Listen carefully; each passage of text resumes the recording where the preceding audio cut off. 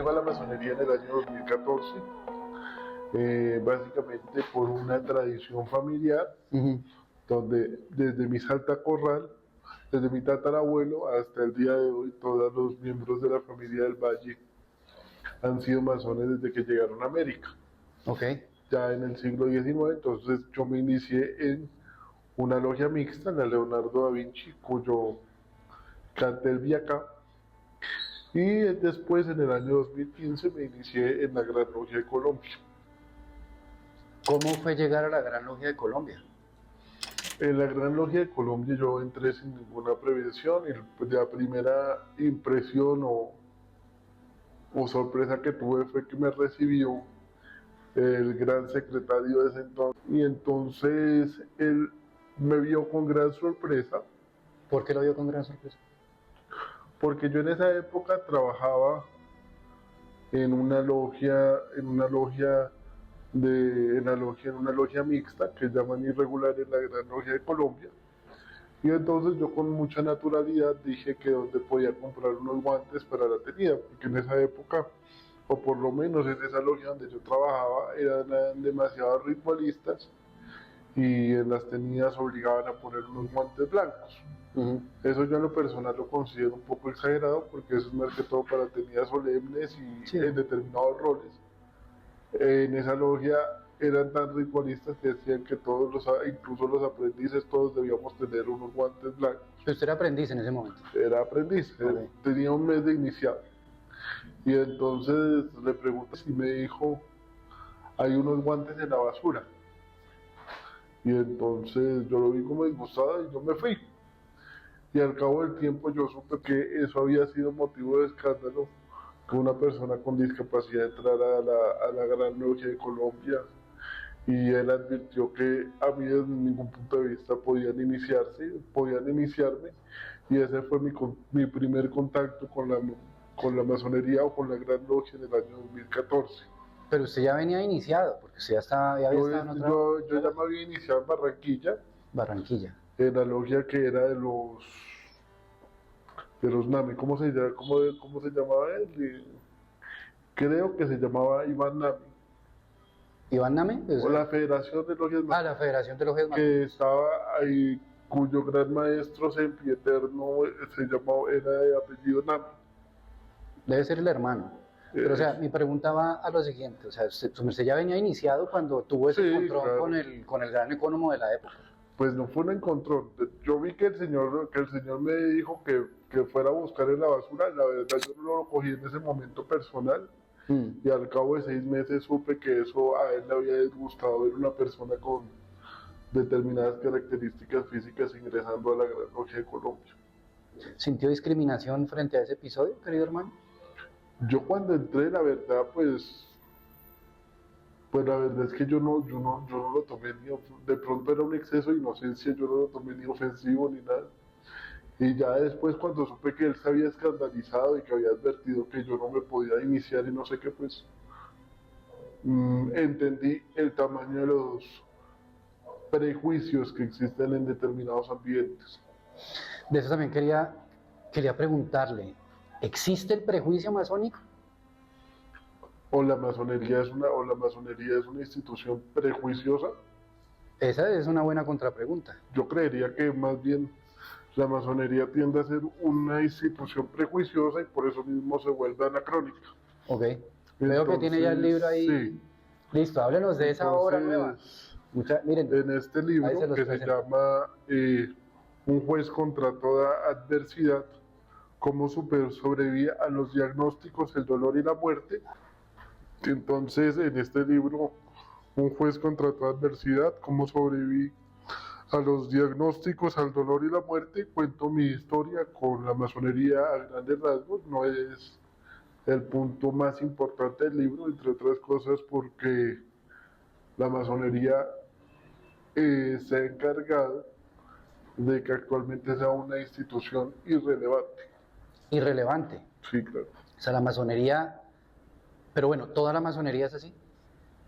La masonería como idea corre el riesgo de volverse irrelevante si no asume una actitud crítica Si no asume una actitud crítica permanentemente, como toda institución, puede correr el riesgo de volverse irrelevante y de convertirse en un grupo de excéntricos de gente que se rara. encuentran atados o se encuentran vinculados a un atavismo o con unos símbolos extraños, pero si la masonería no tiene capacidad autocrítica y se queda embelesada con su pasado, tarde o temprano está avanzando hacia la irrelevancia. ¿Qué nos separa a nosotros o qué nos diferencia a nosotros como masones contemporáneos de los masones de la vieja escuela? Básicamente en mi libro yo sí lo hablo, y es que todas las instituciones de Occidente se encuentran en crisis por el desarrollo de los medios tecnológicos. Nosotros tenemos unas instituciones del siglo XVIII para el siglo XXI, y eso implica que todas las instituciones intermedias, como son los partidos, como son los sindicatos, como son las propias universidades, como lo es la masonería, se encuentra en crisis, porque actualmente el ciudadano que quiere incidir tiene a su mano un celular a través del cual lo pueden seguir millones de personas. Y estas instituciones intermedias se están quedando atrás y están siendo vistas como algo anticuado y carente de contenido. El gran reto, tanto para todas las instituciones intermedias, tanto para los partidos como los sindicatos, como las propias universidades, es llenarse de nuevos contenidos, interpretar el medio para no quedar sumergidos en la irrelevancia frente a la revolución tecnológica. Ya que estamos hablando de revolución tecnológica, redes sociales y todo eso, ¿cuál es el papel entonces de un masón frente a estos nuevos retos digitales que hay? Es entenderlos, interpretarlos y utilizarlos adecuadamente. Este es un espacio justamente pertinente dentro de este orden de ideas, porque incorpora el mensaje de la institución en un medio digital y moderno como lo es un podcast. ¿Y eso funciona hoy en día con la gente que se interesa en estos temas masónicos? La mayor parte no. ¿Por qué? La mayor parte no, la gente viene buscando contactos, cree que esto va a ser un catalizador de su carrera, que esto les va a abrir oportunidades laborales. También otras muchas personas vienen pensando en adquirir cargos dentro de las grandes logias o dentro de su logia, pensando que eso les da importancia personal.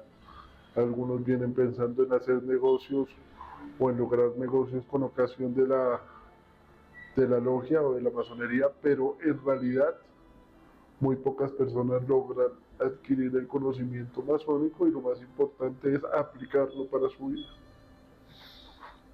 Bueno, son palabras fuertes también, porque mucha gente entra como haciendo una búsqueda personal frente a lo que significa su vida. Mucha gente llega haciendo una búsqueda personal frente a lo que significa su vida. Sí, yo creería, o sea... Pues yo veo muy pocas, yo lo que he visto es mucho arribista, mucho oportunista. Difícil, pero pues también hay que tener en cuenta, o sea, no estoy defendiendo ningún abuso del concepto masónico, porque pues me parece que eso no debería estar bien, pero lo digo es porque, por ejemplo, en mi caso, yo cuando ingresé tenía una expectativa. Sí. Todos tenemos expectativas frente a lo que es ser un masón. Claro. Pero cuando uno ya entra en esos juegos de los otros hermanos que creen tener las verdades absolutas frente a todos los temas, y lo empiezan a uno a moldear también de cierta manera, ahí es donde viene el desencanto con la masonería. Sí. Y es más, no en los dos primeros grados, sino ya en el tercero, el grado de maestro.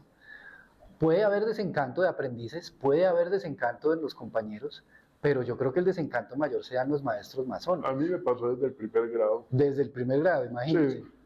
Pero es porque falta de guía masónica. Falta guía masónica. Sí. Sí, generalmente los segundos vigilantes no se toman su trabajo en serio, y adicionalmente falta un norte para la institución. En el sentido de que sí, la masonería, digamos, es una institución que parte de la individualidad, funciona desde la individualidad, pero pensaría yo también debería tener un norte de temas de estudio, un norte de lo que quiere ser el impacto en la sociedad, pero obviamente respetando la individualidad de cada persona. Hace muchos años, un maestro que usted también conoce me dijo que... ¿Camerano? No. Bueno, el maestro Camerano también está dentro de esos, pero estoy hablando del maestro Pedro Lafont, para ser más puntuales. Pedro Lafont Pianeta. Me dice que la educación masónica es un pilar fundamental, claro, pero que no la logramos desarrollar en todo su potencial. Y se ha venido desarrollando en ideas y en ideas y en ideas el Instituto de Estudios Masónicos Colombianos. Nunca se ha llegado a concretar absolutamente nada, y yo creo que eso es una crisis que hemos venido teniendo en todos los orientes de la masonería de Colombia, que no existe un centro de pensamiento que se dedique al estudio masónico en los 3 grados simbólicos principales. ¿Cree usted que esa idea debería ser desarrollada? Claro que sí, pero lo más importante también es que en ese instituto se deberían abordar temas de interés para la sociedad. ¿Cómo cuáles? ¿Cuál es la posición de la masonería frente a la vulneración de los derechos humanos en Colombia, por ejemplo? Una deuda histórica que tiene la masonería, por ejemplo, viendo en perspectiva histórica, es porque en su momento tantas vulneraciones a los derechos humanos, y vemos masones que no solamente guardaron silencio en el siglo XX, no solamente guardaron silencio, sino que querían acercarse al poder de turno que perpetraba esas violaciones a los derechos humanos. Entonces, obviamente, la masonería debería tener un instituto de estudios que se enfocara tanto en fortalecer la formación masónica propiamente dicha, pero también extender los principios de libertad, igualdad, fraternidad en el mundo profano. Entonces la masonería, aparejado con el Instituto de Estudios Masónicos, también debería tener un grupo de estudio. Por ejemplo, en Chile, la Gran Logia de Chile, que está adscrita a la regularidad masónica, o a la mal llamada regularidad masónica, expresa opiniones sobre diversos temas, sobre las demandas de constitucionalidad, etcétera, porque acá en Colombia no se puede hacer lo mismo, no tengo ninguna respuesta. Okay. Colombia debería esa capacidad de tener un estudio. La masonería colombiana debería tener esa capacidad de expresar opiniones técnicas estructuradas, fundadas en principios, en torno a determinados temas tocantes a la libertad individual. Hoy en día, en este mundo tan convulsionado, tan abierto a muchos vectores, ¿vale la pena ser masón, querido hermano? Todas las experiencias a uno lo forman y lo convierten en la persona que es uno. Yo no sería la misma persona si no hubiera pasado por la masonería, entre otras cosas porque la masonería entrena a la persona que la asume con seriedad a, primero, entender que la democracia es el único sistema viable para el respeto para el respeto a la dignidad humana. Y en segundo término, enseña de una manera radical a la introspección, pero también al respeto de las opiniones ajenas. Entonces, para mí, eso serían como las tres grandes lecciones que me dejó la masonería, con todo y sus grandes imperfecciones, falencias y mediocridades. ¿Dónde conseguimos su libro? En la librería nacional y en la panamericana.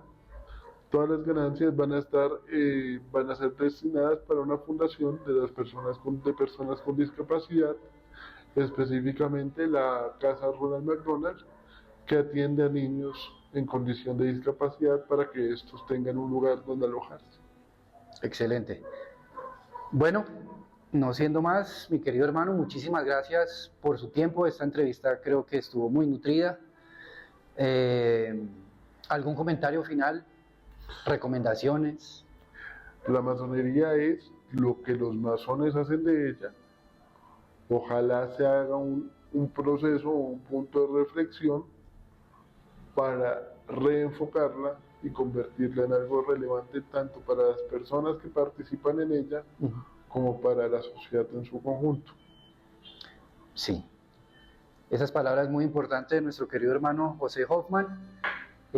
Muchísimas gracias a ustedes por la atención en este segundo capítulo. Agradecer al Gran Oriente de Colombia y a su muy respetable Gran Maestro por el espacio de realización de este capítulo. Los leo en los comentarios y nos vemos en un próximo capítulo de la Caja de Herramientas. Muchísimas gracias.